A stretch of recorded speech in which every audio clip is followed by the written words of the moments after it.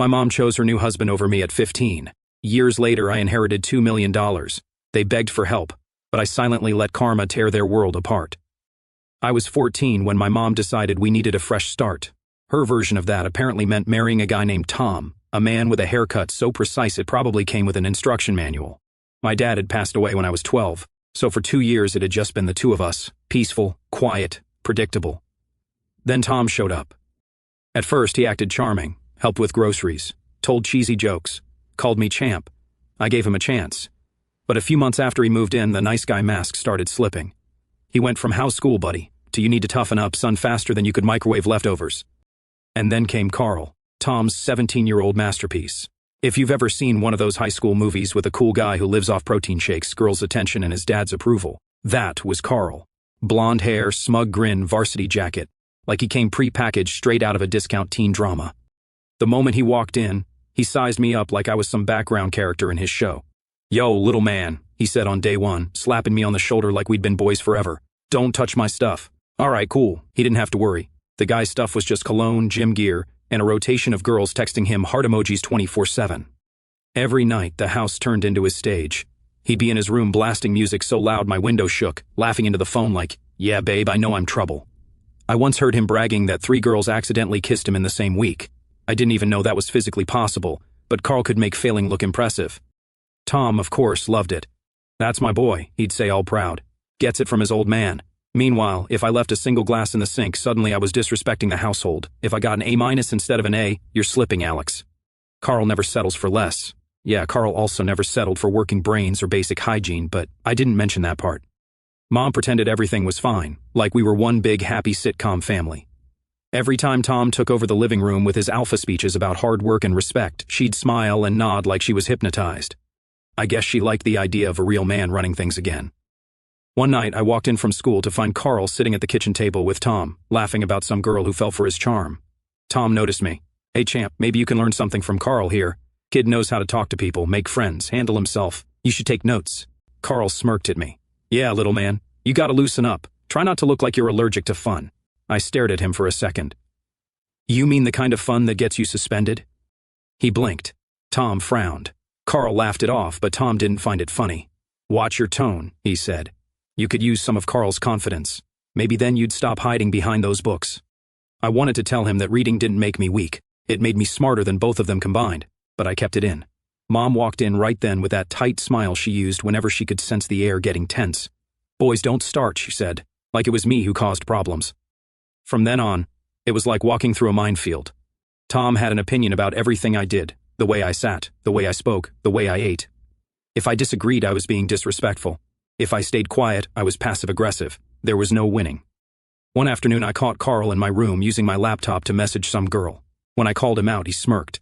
"Relax, little man. Just borrowing. Not like you have any friends to text anyway." I told him to get out, and he leaned close, grinning. "What are you going to do, cry to mommy?" Tom must have heard the argument because he showed up minutes later. Didn't even ask what happened, just told me to show respect to Carl, respect for the guy who thought deodorant was optional. I stared at the ceiling that night, realizing how different things were before all this, when it was just me and Mom. Life wasn't perfect, but at least it was peaceful. Now it felt like I was living in someone else's story, where I was just the extra in the background. I told myself it wouldn't last forever. I just had to wait, study, save, and eventually walk out of that house on my own terms. Because if there was one thing I was sure of, even at 14, it wasn't their house that made me miserable. It was them. A year later, things somehow got worse. One morning at breakfast, Mom dropped the big news with this overly cheerful grin. "Tom and I have something exciting to share," she said, holding his hand like she was announcing a royal wedding. Tom puffed up his chest. "We're having a baby." Carl almost spit out his cereal, laughing. "Great, another mouth to feed," he said, and everyone laughed except me. Mom's eyes landed on me. "You're going to be a big brother," she said like it was supposed to fix everything. "Cool," I muttered. I didn't care either way. I already felt like a guest in my own house. Now I was about to be evicted emotionally and physically. 2 weeks later, Tom proved me right. He walked into my room, looking around like a landlord inspecting a rental. "So about this space," he started. "We're turning it into the nursery. You'll move into the guest room." I just stared at him. "You're taking my room?" He shrugged. "You'll manage. Smaller room builds character." That was Tom, always turning disrespect into life lessons. The guest room was tiny, stuffed with storage boxes and a bed that felt like a punishment. But Mom said it was only temporary. Temporary became permanent within a week. From then on, Tom couldn't shut up about Carl. "Look at Carl," he'd say during dinner. "Captain of his team, confident, social. You could learn from him. I'm sure he'll be the baby's favorite." Then came the line that still burns in my memory. "Don't end up like your dad. He didn't have what it took." I dropped my fork. "What did you just say?" He smirked. "I said your father." "Yeah, I heard you." I cut him off. At least my dad didn't need another woman's money to feel important. That got him. His face went red, jaw tight. Mom froze like she wasn't sure who to side with. Carl laughed under his breath. Tom leaned in, voice low. "You watch it, boy. You've got no idea what real men go through." I leaned back. "If you're the example, I think I'll pass." For a moment, I thought he might actually hit me then. He didn't. He just gave me that look like I was a bug he couldn't crush yet. But a few days later, he found an excuse. It started over something small as usual. I was doing homework at the table when he walked in, making one of his little jabs about how I was wasting time studying instead of learning how to handle real life. Then he mentioned my dad again, said he was soft and weak, which was ironic coming from a guy who flinched when the toaster popped. I stood up. "You don't talk about him." Tom smirked. "Relax, son. I'm just saying." "I'm not your son," I snapped. He stepped closer, trying to tower over me. "Don't talk back to me in my house." And before I could even react, he punched me in the stomach. It wasn't a hard cinematic hit, just one solid shot that knocked the air out of me. Pain exploded through my chest and I folded over, gasping. He stood there like nothing happened. "Learn some respect," he said and walked off. Mom was in the other room. She didn't say a word. That night, I locked myself in the guest room and stared at my phone. My hands were shaking. I looked up the CPS number. I was 15, old enough to know this wasn't normal. I dialed. I didn't even get halfway through the call before Mom burst in. "What are you doing?" she yelled, grabbing the phone out of my hand. "What does it look like?" He hit me. She went pale for half a second, then full meltdown mode. "Are you trying to destroy my marriage? Are you happy now? You just can't stand seeing me happy." "Happy?" I laughed bitterly. "He punched me in your kitchen." Her eyes welled up. "Alex, please. He's under stress. You have to understand." "No, you have to understand. He's abusive." She shook her head, tears running down her face. "You need to suck it up for me. We're finally stable. Don't ruin this." I stared at her, disbelief turning into anger. "You're choosing him over me. If you can't respect this family," she said, clutching my phone tighter, "maybe you shouldn't be here at all." That hit harder than Tom's punch. I wanted to walk out right then. But where would I go? I didn't have a car, no job, and barely any friends I could call family. I swallowed the words sitting in my throat, sat back down, and said nothing. She sniffed and handed me my phone back, but the message was clear. One wrong move, and I was gone. I stopped talking, stopped fighting. I stayed out of Tom's way and focused on getting through school. Tom went back to acting like nothing happened. He'd make little comments every now and then. "You still sore from being lazy?" Carl would snicker. They both saw me as weak. But I wasn't. I was waiting. Every insult, every fake smile, every man-up speech, it all went into a mental box marked fuel. When you grow up with people who break you down daily, you learn not to explode. You learn to prepare. I wasn't scared of Tom anymore. I was just counting the days until I could walk out of his house for good. And that's when I realized something I'd never said out loud before. I wasn't living a teenage life anymore. I was surviving it. By the time I turned 18, I'd stopped thinking of that house as home. It was just a holding cell until I had enough cash to buy my freedom. I'd been working part-time at a small hardware store for almost a year, saving every dollar I could. Every extra shift meant one step closer to leaving. The final straw came a few weeks before my high school graduation. Tom and Mom were heading out of town for the weekend, some marriage retreat. Carl was supposed to stay and keep an eye on the house, translation, free party. The second their car left the driveway, Carl sent out invites like he was hosting Coachella. By nightfall, the place was packed with strangers, loud music, laughter, spilled drinks, and the smell of cheap perfume everywhere. I tried to ignore it, locked in my room, finishing my final project for school. It was a big one, worth half my grade. Around midnight, I stepped out to grab water, and I swear the house looked like a landfill. People dancing on tables, beer cans everywhere, someone writing on the walls with a marker. Carl was in the middle of it, shirt half open, bragging about being the man of the house. I yelled over the noise. "Carl, what the hell is this?" He turned, grinning like he was on stage. "Relax, little man. Have some fun for once. You're trashing the place. Lighten up. You'll live." I went back to the basement where the noise was less, locked the door, and tried to focus. Around 2 a.m., I finally gave up and went to sleep. When I woke up, the party was over, but the damage wasn't. I went back to my room. My door was open. The handle was broken. My room looked like a hurricane had hit it. My project, the one I'd spent weeks on, was smashed, papers torn, coffee spilled all over it. Someone had stepped on my laptop. My posters were ripped off the walls. I just stood there, frozen.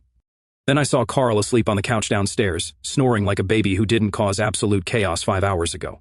I walked over and kicked the coffee table hard enough to jolt him awake. He blinked up at me, smirking. "What's your problem?" "My project's destroyed, you idiot." He stretched lazily. "Oh yeah, people were in your room. Should have locked it, little man." "I did." He laughed. "Guess your lock sucks." Something inside me snapped. For years I'd swallowed every insult, every fake lecture from Tom, every eye roll from Mom. But this was mine. My work. The one thing I'd built for myself. I grabbed him by the collar. "You think this is funny?" He grinned. That smug, perfect Carl grin. "You're just mad no one actually likes you. You hide behind school and think you're better than everyone. Guess what? Nobody cares about you, Alex. You're just..." That's when I punched him right in the mouth. He fell backward, crashing into the coffee table. For a second, the room went quiet except for his shocked gasp. Blood trickled from his lip. "You little psycho," he shouted, scrambling to his feet. "You're dead." He lunged, but I shoved him back. "Try me, Carl. You've been running your mouth for years. Let's settle it." He didn't. He just grabbed his phone and stormed upstairs. I didn't care. I stood there shaking, not from fear but from the weight of finally doing what I should have done years ago. Tom and Mom came back that evening. Carl had clearly gotten to them first. They walked in furious, like they'd rehearsed it. Tom pointed at me the second he saw me. "What did you do to my son?" "Your son trashed my room and my school project," I said flatly. "So yeah, I hit him once." Tom's eyes narrowed. "Violence, huh? That's who you are now?" I almost laughed. "No, that's who you are. Guess I learned from the best." He stepped closer. "Don't get smart with me. You're done here. You hear me? Pack your things. You're not welcome in my house." My mom stood behind him, arms crossed, eyes on the floor. "Mom," I said. "Nothing. Seriously, you're just going to let him..." She whispered, "Alex, please don't make this harder." That was it. No defense, no hesitation. Just like before. I went to my room, what was left of it, and packed what I could. My clothes, a few books, my phone charger, what was left of my savings. I didn't say another word to either of them. As I zipped my bag, I looked around one last time. The walls, the smell, the broken project, it all felt like proof that I'd never actually belonged there. I walked out without saying goodbye. The night air hit different, cold, but clean. For the first time I could breathe without waiting for someone to yell at me.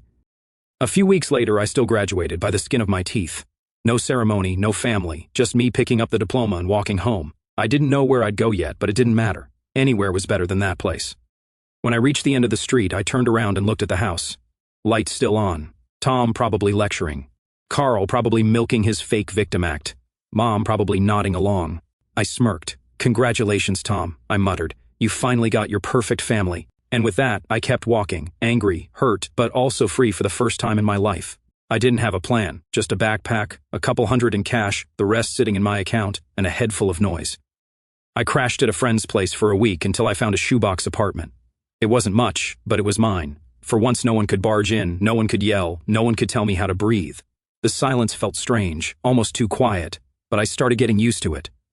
My job at the hardware store became my safe zone.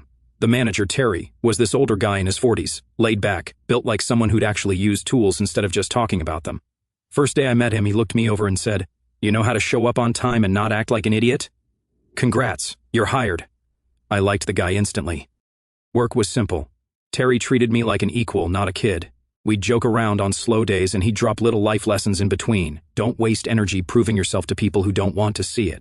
Or silence can humiliate a loud idiot faster than yelling ever could. Meanwhile, Tom and Carl couldn't stand that I'd cut them off. They started texting me constantly, snide messages about how real men don't run away or how you'll come crawling back once life hits you. Sometimes they'd send laughing emojis, pretending they were above it all.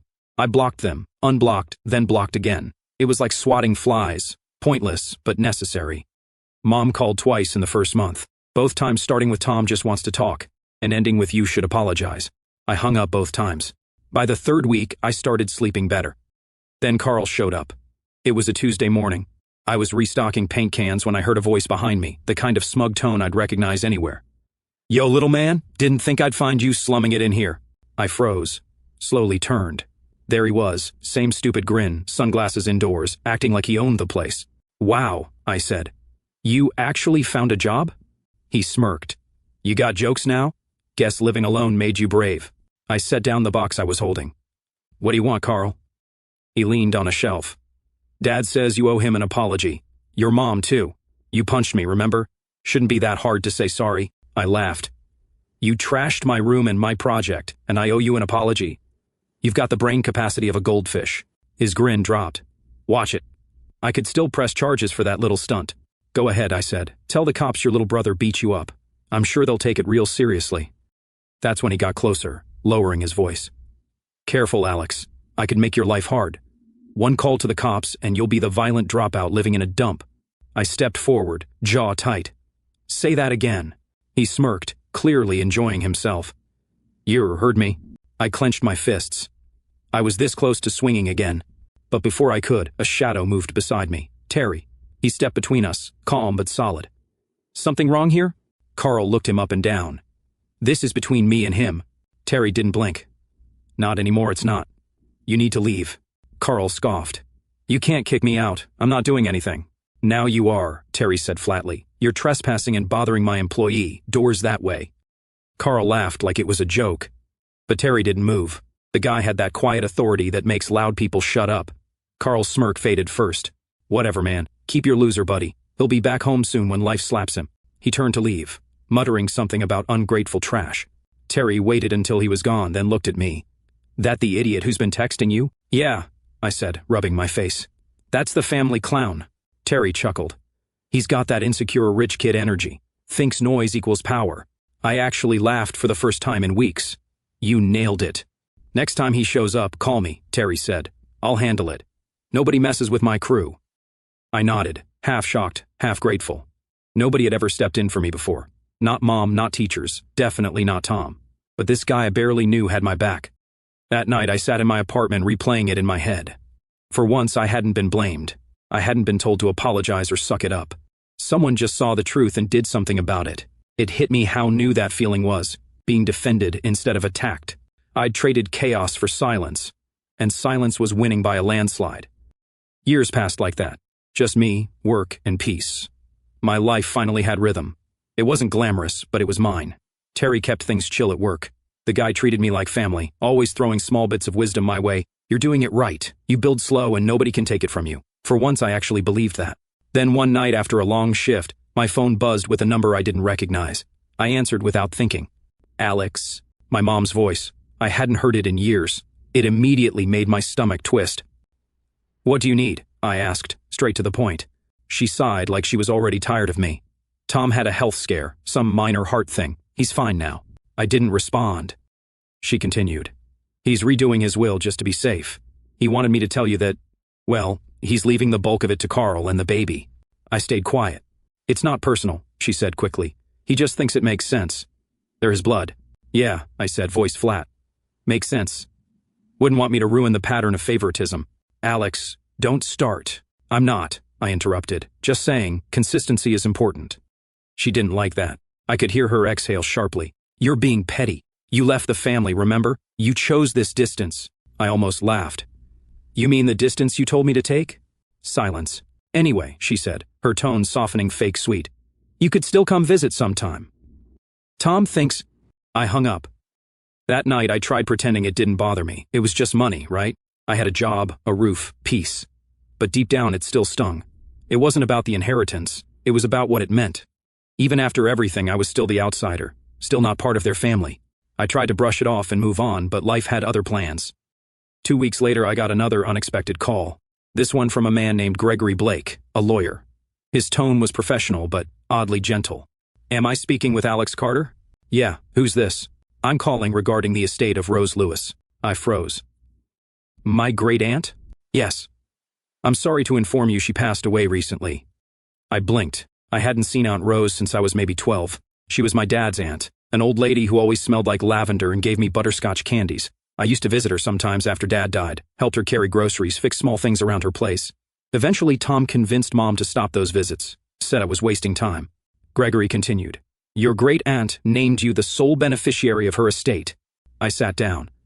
Beneficiary of what exactly? He hesitated, then said it like he was reading from a script. The estate includes her home, several investments, and a trust valued at approximately $2 million. I thought I misheard. Did you say $2 million? Yes, Mr. Carter. She also left a personal letter for you. Would you like me to read the contents, or send it? I swallowed. Read it. He paused, then spoke softly. Dear Alex, you probably don't remember much about the time you spent helping me, but I do. You were kind when the world wasn't kind to you. You carried yourself with quiet strength, and I always saw you as the son I never had. I never had children of my own, and I want you to have what I built. You deserve happiness after how hard life has been on you. Love, Aunt Rose. For a second, I couldn't say anything. The room went silent, just my heartbeat echoing in my ears. Gregory spoke again. She wanted this handled quickly. I can set an appointment for you to sign the documents. Yeah, I said quietly. Yeah, let's do that. After the call ended, I just sat there staring at the wall. My brain couldn't catch up. I wasn't crying or laughing or anything, just still. This woman I barely knew had done more for me than my own family ever did. She noticed me, saw my worth without needing to be asked. A week later, I met with Gregory at his office downtown. Everything was real, the accounts, the documents, the property. He walked me through each paper carefully, explaining it all like I was already someone responsible. When it was over, he shook my hand and said, Your aunt spoke highly of you. Not many people earn that kind of trust. I thanked him and walked out with the weirdest mix of shock and peace. The first thing I did wasn't buy anything fancy. I just took the bus home, sat in my tiny apartment and let it sink in. $2 million. I stared at my old cracked phone, my hand trembling. I could already hear Tom's voice if he found out. Carl's smug tone. My mother's guilt-tripping sighs. But this wasn't for them. This was for me. That night I opened a notebook and started planning how to invest it, how to secure it, how to build something that no one could touch. For once I wasn't angry. I wasn't bitter. I just felt calm because someone finally saw what they never did. And she didn't even need to call herself family to prove it. After that day, everything shifted. I wasn't rich overnight. I was careful. I hired a financial advisor, split the money into different accounts, and bought a small, clean house in a quiet area. Nothing flashy, just safe. Aunt Rose had worked her whole life to earn it. I wasn't going to blow it on cars and ego trips like Carl would have. Terry was the only one I told. When I mentioned the inheritance, he just grinned and said, Good. Means you can finally breathe. Don't let idiots sniff it out. I laughed. Trust me, they won't. But life's funny that way. Secrets never stay buried. It started with a random text from Mom. Hey honey, how are you? We miss you. Hope life's treating you well. That was weird already. The last time she texted me, she told me to apologize to Tom for disrespecting the family. I didn't answer. A few days later, Tom's been so sick lately. It's been really hard. Call me when you can. Okay. Then Carl messaged me out of nowhere. Yo, heard you got some kind of money. Guess you're not broke anymore. Good for you, little man. I froze. There it was. Someone had talked. I didn't know who leaked it. Maybe the lawyer's office, maybe some distant relative. But the minute that info reached them, the floodgates opened. The next week was chaos. Calls, texts, voicemails. Mom crying, Tom trying to sound fatherly, Carl pretending to be concerned. Alex, we're just proud of you, Mom said in one voicemail. But you have to understand your family's been struggling. Tom's medical bills, Carl's school loans. Maybe you can help us a little. Then Tom's message came through, his voice smug and heavy with fake warmth. You know, son, real men take care of their family when they can. It's your turn to give back. I didn't reply. 2 days later, Carl called. Come on, bro. Just a little help. Like 1 million. That's nothing to you now, right? We're family. Family, I said flatly. You mean the same family that threw me out? He chuckled nervously. Come on, don't hold grudges. You're doing great. We're proud of you. Let's all move on. Sure, I said. You move on with your own wallet. Then I hung up. That's when Mom called again. Her tone different, sharper, colder.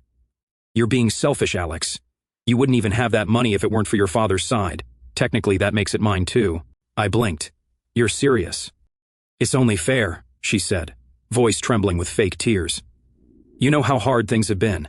$1 million would fix everything. You'd still have plenty left. I almost laughed. Mom, I earned peace after 18 years of hell. You don't get a refund. Her tone snapped. You're ungrateful. I raised you. Without me, you'd have nothing. Without you, I said, I'd have peace a lot sooner. That ended the call. A week later, things escalated.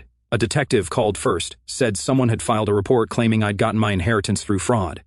He asked if I could come down to the station with documentation to clear it up. I went, Handed over every official paper, Aunt Rose's will, the trust transfer, the lawyer's statement.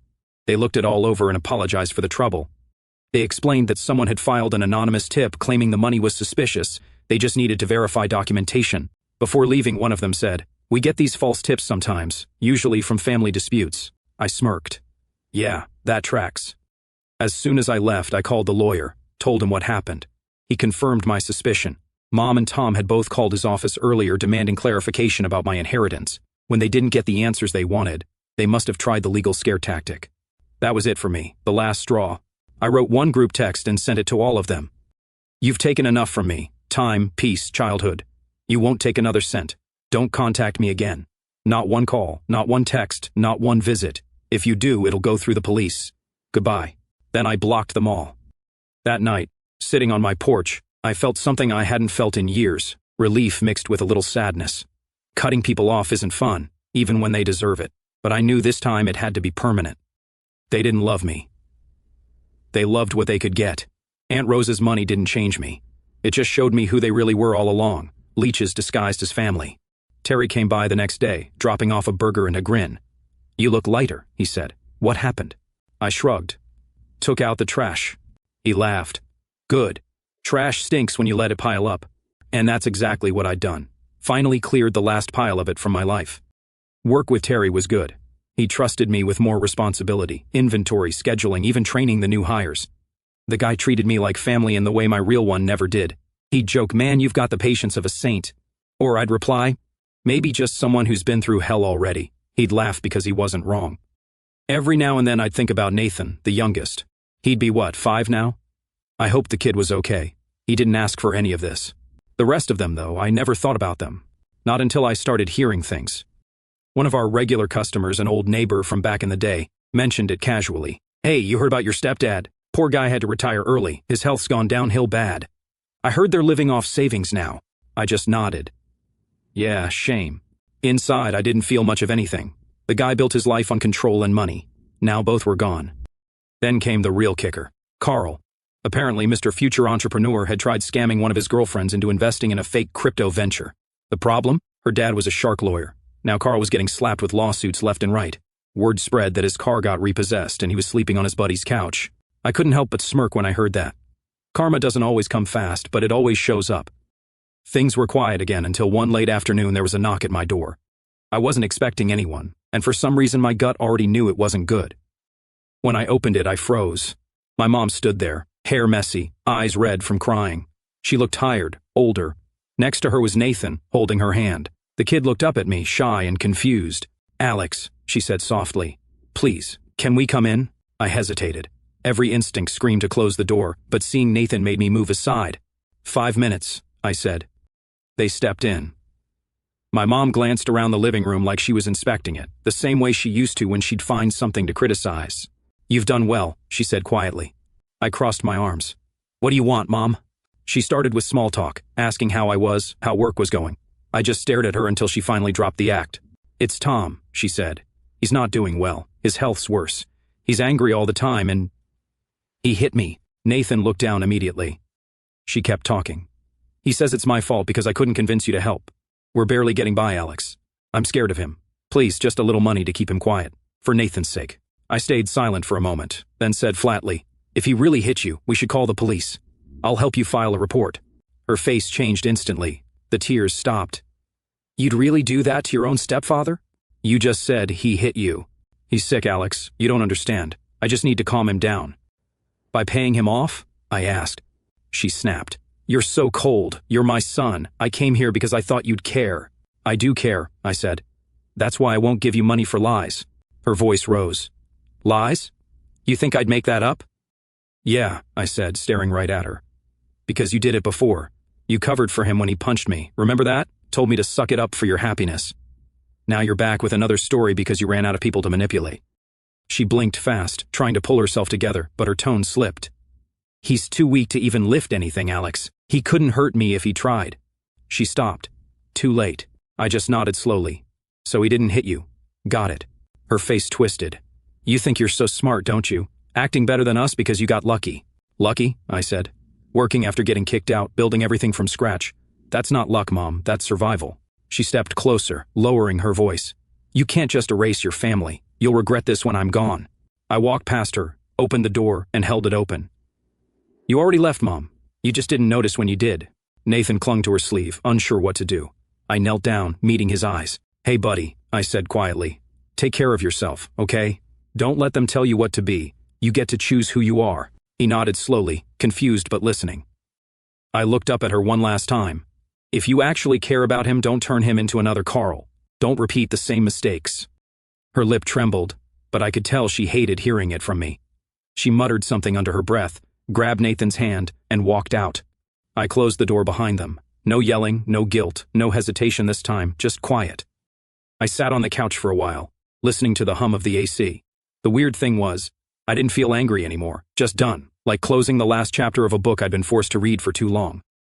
They called it selfish when I walked away, I thought, watching the sun drop over the street.